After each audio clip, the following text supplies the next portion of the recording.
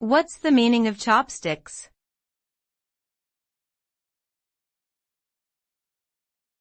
Chopsticks.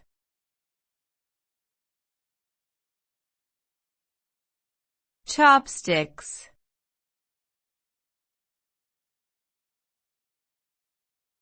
Chopsticks.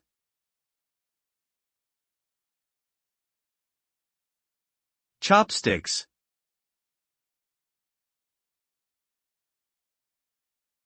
Chopsticks is a pair of slender sticks used as eating utensils, especially in East Asia.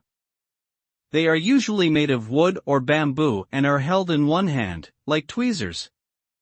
To use chopsticks, they are held between the thumb and fingers and used to pick up food. The pointed ends are used to spear small pieces of food, while the broader ends are used to scoop larger items. Chopsticks are an important part of Asian culture and have been used for centuries. They are also a symbol of dexterity, finesse, and precision.